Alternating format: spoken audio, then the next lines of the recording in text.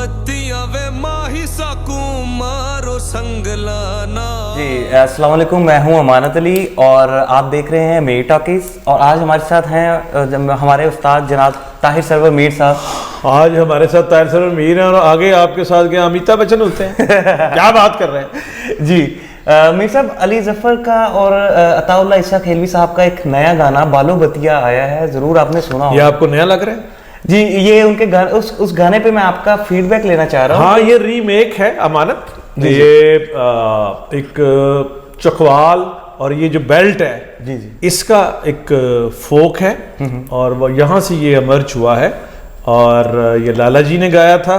और लाला जी के, अगर हम लाला जी से मुराद अताउल्लाह ईसा खेलवी, द लेजेंड लाला अताउल्लाह ईसा खेलवी का अगर आप 10 गाने देखें, वैसे तो उनके सैकड़ों गाने हिट हुए हैं। लाला अताउल्लाह वो सब कॉन्टिनेंट के वो फनकार हैं जिनके गाए हुए गाने आशा भोसले भी नहीं भी गाए हैं और सरहद पार भी सैकड़ों इनकी कैसेट्स और गाने कॉपी हुए हैं। और अनफॉर्चुनेटली कॉपी राइट्स एक्ट नहीं था, कोई मुआहदा नहीं था, तो लाले का मेरा ख्याल है करोड़ों रुपया जो है वो रियलिटी बनता अगर लाले की। लेकिन मज़ेदार बात यह है, वो मैं आपको बाद में बताऊंगा कि लाला ने ये गाना कहाँ से लिया, वो आगे चल के उसको मैं डिस्क्लोज़ करूंगा और ये ब्रेकिंग न्यूज़ होगी आज के व्लॉग की। लेकिन मैं इस पे अगर आप ये कहें कि अली जफ़र एक्सपीरियंस करते रहते हैं, अभी थोड़ी पीछे जो उनका गाना था गुल पलड़ा के साथ जी, वो पश्तो में वो था सिलसिला।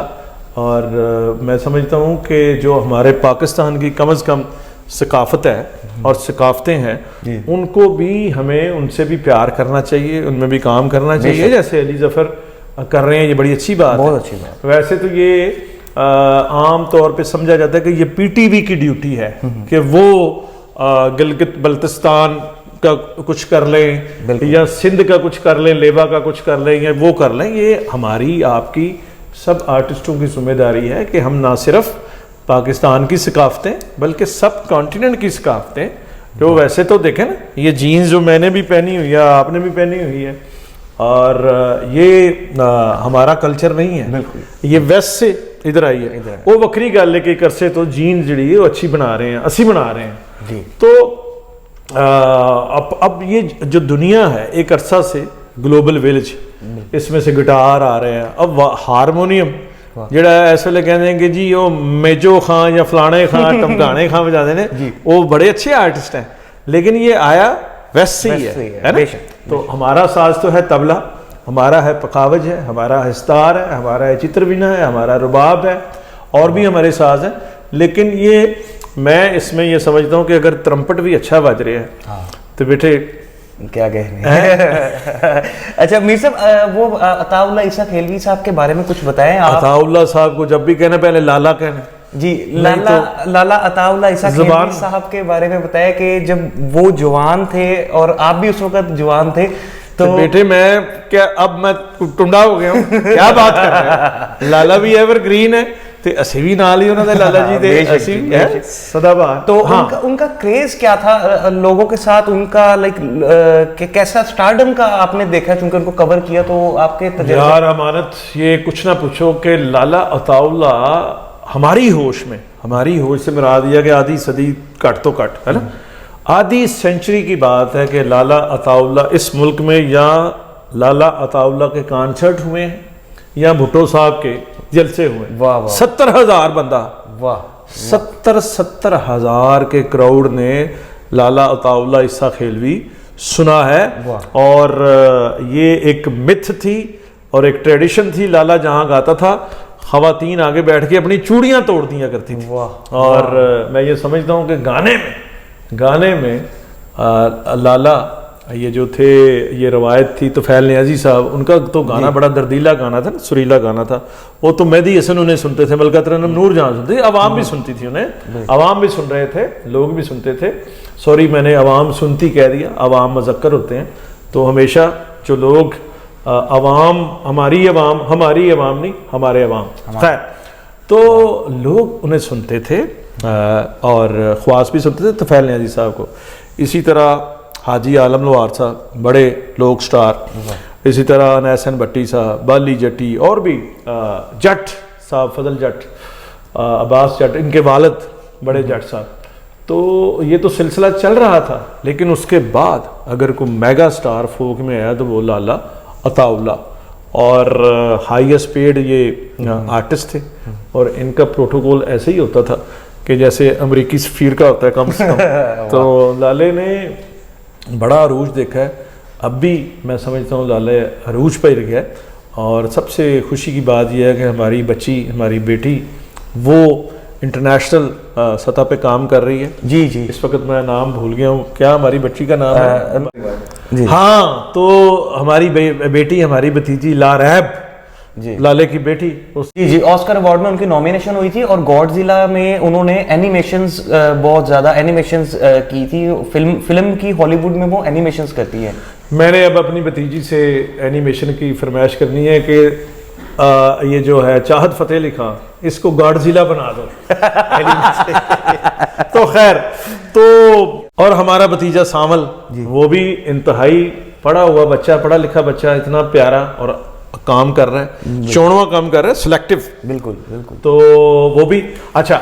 अब इस पे आ जाते हैं, ये जो एक्सपीरियंस किया है अली जफ़र, और वो बड़ा अप्रिशिएट हो रहा है, वीडियो भी उसकी जी, और जाहिर है वो फोक है, और एक जनरेशन बाय जनरेशन वो आ रहा है।